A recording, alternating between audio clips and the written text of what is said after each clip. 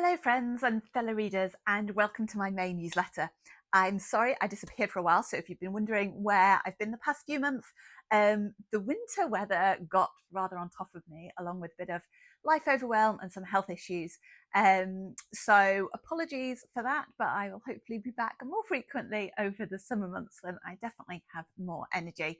I don't know if anyone else struggles with the winter, but yeah, it was a really hard one this year. But the good news is that the sun is out now. It really feels like summer is here. There's blue sky, the flowers are out, and it's warm enough for me to sit in a t-shirt for once. Although I'll admit, I think I've chosen the coldest part of the house to film this in. So once I hit the stop button, I'm going to be going out into the garden to warm up again. I have been enjoying the garden this year, and before I get into the book stuff, I'm going to give you a little update on my garden. So if you want to fast forward through that, feel free if you're not a plant lover. My Viburnum opulus rosium is looking amazing this year. I have put photos of that in the newsletter, in the email newsletter that you've got. I've also got my calendula coming out. The other flowers are kind of a little bit behind.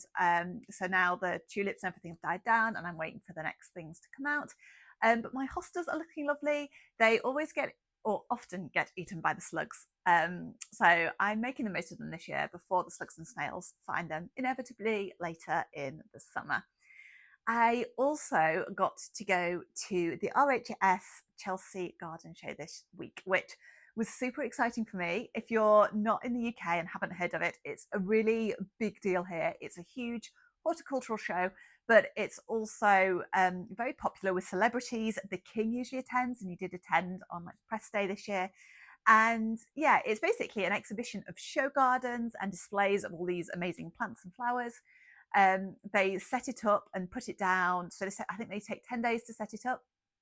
And these gardens have like mature trees in, huge concrete sculptures. The winning garden this year had a sculpture of Gaia, Mother Earth, which was carved from the trunk of a sequoia tree brought over from the States. And I think the artist used a chainsaw to carve it. It really is amazing. So I recommend you check that out online if you have any interest in gardens. So that was a really lovely event for me to get to go to, and a day out away from the house, which was nice. So on to non-gardening stuff for those of you who are more interested in the books.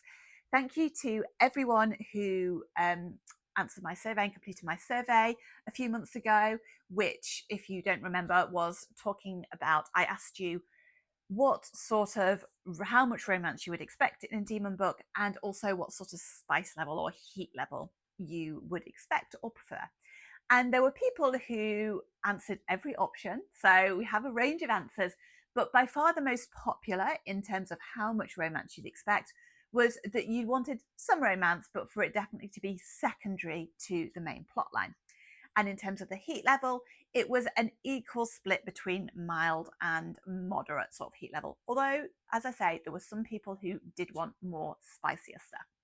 So that was reassuring for me to hear, as pretty much the options you chose are what I'm working to on the book at the moment.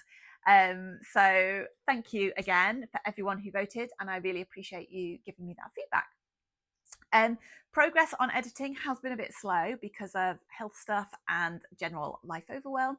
But as I said at the beginning, I'm hoping that will pick up a bit more over the coming months, as I do tend to have a bit more energy at this time of year.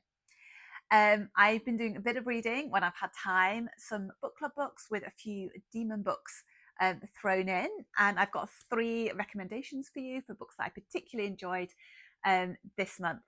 The first one is Demon Taming for Beginners by Annette Marie. You may have heard me rave about this series before because it's one of my favourites. And I reread it this year. It's been quite a few years since I first read it. And I wanted to reread it. It was a really comforting read. Just, when you're in one of those times where you just need to binge read a lovely series. So that is a really good book. It has a very, very slow burn romance. The romance doesn't really get going to maybe book 3 and book 4 in the series. The first 2 books are really about getting to know the characters and their kind of adventures and exploits. The second book I'm recommending is A Taste of Torment by Stacey Trombley. This is a YA, an older YA paranormal romance academy book.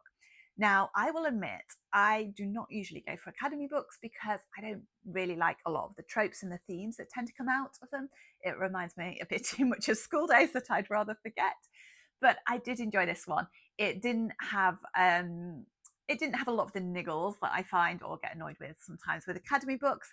It was really fun. The characters were good. It didn't have too much romance in. I think this is I think there'll probably be more in the future books in the series. But it was a great fun story. It follows Candice as she blags her way into a supernatural academy, despite being non-magical, to find the person who killed her sister. And then the third book is a very well-known book, a popular book this year, which is Inkblood Sister Scribe, which is a contemporary fantasy book, so set in the modern world, with a wonderful book magic system. I read this with my book club, really enjoyed it. I love the mystery element, the adventure element.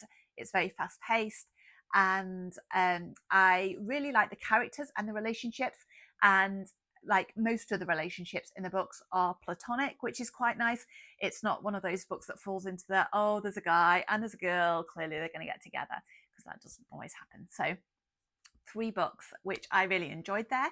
If you've read something this year in the sort of fantasy genre or sci-fi, I do like a bit of sci-fi as well, that you would really recommend, then please do let me have those recommendations. I always like to get recommendations for good new books. I don't know if anyone else has been affected by this, but Amazon are discontinuing support for my Kindle because I have an old Kindle, which I very much love. And I'm slightly annoyed by this because I feel like it still has many years of use ahead. So I have downloaded a bunch of books to my Kindle and switched it off. So I can read it, but I won't be downloading more books for a while. But I enjoy getting books from the library. Sometimes I buy paperback books. So do feel free to send me your recommendations. Anyway, I will stop rambling. I hope you're doing well wherever you are and whatever the weather is. And until next month, happy reading.